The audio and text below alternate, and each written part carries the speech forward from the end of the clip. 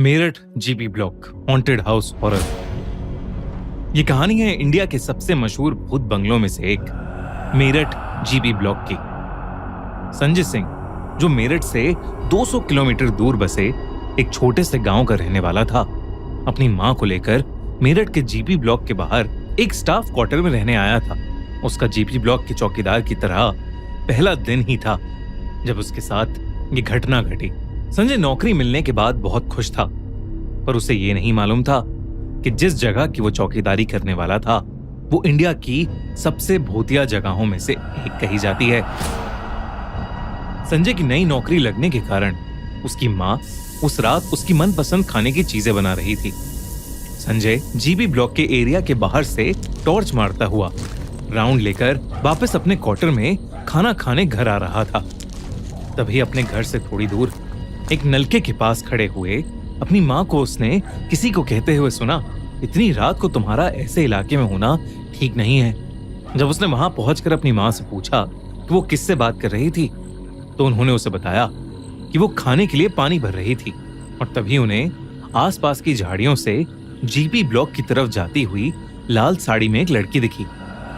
जब उन्होंने उस लड़की को वहां से जाने के लिए मना किया तो उस लड़की ने उनकी बात को अनसुना कर दिया और भागकर जीपी ब्लॉक के अंदर चली गई। संजय और उसकी मां दोनों को उस औरत का रात के इस समय झाड़ियों और जंगल से घिरे जीपी ब्लॉक के अंदर घुसना ठीक नहीं लग रहा था, और इस डर से कि कहीं पहले दिन ही जीपी ब्लॉक में कुछ अनहोनी न हो जाए, संजय वापस जीपी ब्लॉक के अंदर जाकर उस औरत को ढूंढने लगा। रात के अंधेरे में जंगल और झाड़ियों से घिरे होने के कारण संजय को बस उतना ही दिख रहा था जितना उसकी टॉर्च की रोशनी दिखा पा रही थी। जीपी ब्लॉक का बंगला 3 हिस्सों में बटा हुआ था। दिन में वहां जितनी शांति लग रही थी, रात के अंधेरे में वही खामोशी अब और ज्यादा भयानक लग रही थी। संजय ने सोचा कि उसे जीपी ब्लॉक के उन 3 हिस्सों में एक एक करके जाना चाहिए। अपने हाथ में लाठी लिए और टॉर्च के सहारे संजय जब पहले हिस्से में घुसा तो उसके पूरे शरीर में उसको एक रूह चीर देने वाली ठंड महसूस हुई।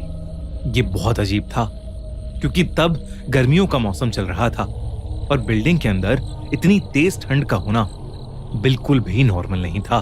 फिर भी संजय ने हर जगह टॉर्च मार कर देखा पर उसे कोई लड़की दिखाई नहीं दी, पर उसे वहां ढेर सारे बालों के गुच्छे मिले। उसे समझ नहीं आ रहा था कि वो बालों के गुच्छे वहां कहां से आए। तभी उस बिल्डिंग के अंदर एक कोने से 2 लाल आंखें उसे घूरती दिखी, लेकिन जब वो उसके पास गया तो वो अंधेरे में कहीं गायब हो गईं।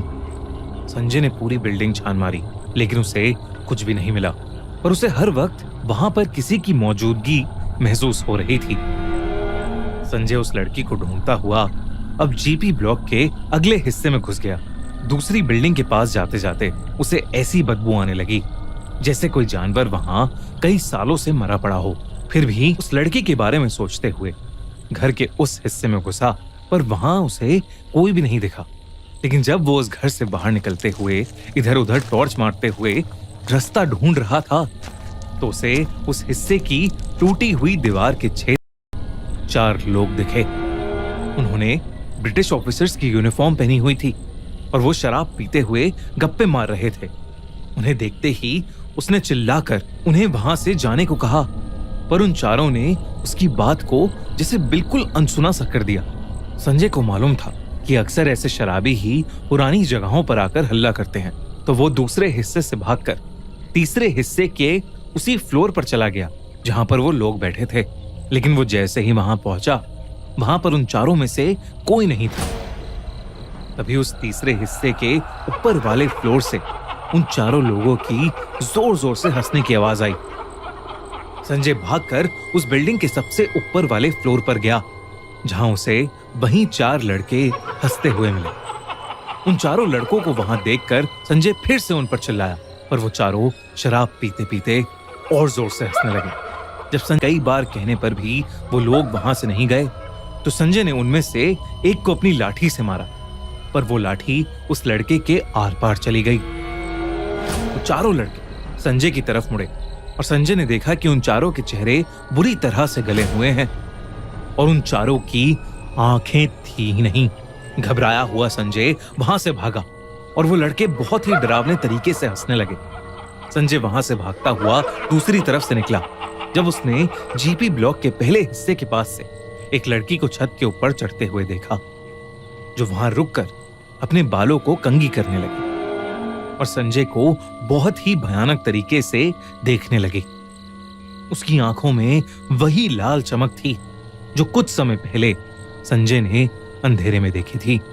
संजय को वो सब देखकर कुछ समझ नहीं आया और वो अपनी जान बचाने के लिए वहां से और तेजी से अपने क्वार्टर की तरफ भागा। लेकिन वो भागते भागते अचानक रुक गया क्योंकि उसके ठीक सामने एक और औरत खड़ी थी जिसने लाल साड़ी पहनी हुई थी। संजय को लगा कि ये वही लड़की है जिसे संजय की मां ने देखा था।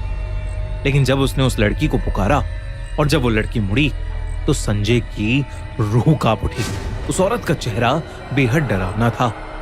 ऐसा लग रहा था कि जैसे वो कोई चुड़ैल हो।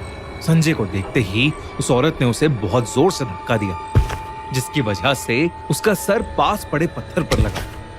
संजय को ऐसा लगा कि जैसे उस औरत का हाथ नहीं बल्कि कोई जलता हुआ लोहा था। संजय दर्द में बहुत जोर से चिल्लाया और उसी दर्द में ते हुए संजय ने देखा कि वो लाल साड़ी वाली औरत हवा में उड़ती हुई जीपी ब्लॉक के अंदर जाते जाते कहीं गायब हो गई। उसकी मां संजय की चीख सुनकर उसके पास आई तो संजय बहुत बुरी तरह से डर से कांपता हुआ जीपी ब्लॉक की तरफ देख रहा था।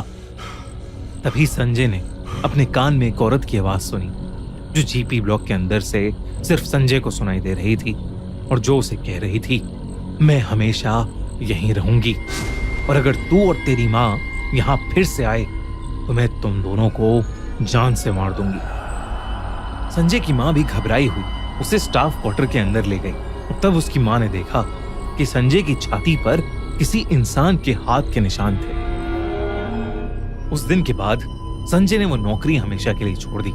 बाद में उसे पता चला कि जीपी ब्लॉक में पहले ब्रिटिश आर्मी की बिल्डिंग्स थीं और वहां पर अक्सर लोगों के साथ ऐसी ही चीजें हुई हैं। कई लोगों को वहां ब्रिटिश आर्मी के टाइम के ऑफिसर्स दिखे हैं और कई लोगों को वो लाल साड़ी वाली औरत। संजय समझ गया था कि उस दिन वो मेरठ के भूत बंगले से बाल बाल बचा। मेरठ जीपी ब्लॉक के बारे में कई अफवाहें, कई लोग उसे इंडिया का सबसे हॉन्टेड भूत बंगला कहते हैं तो कई कहते हैं कि ये सब एक झूठ है।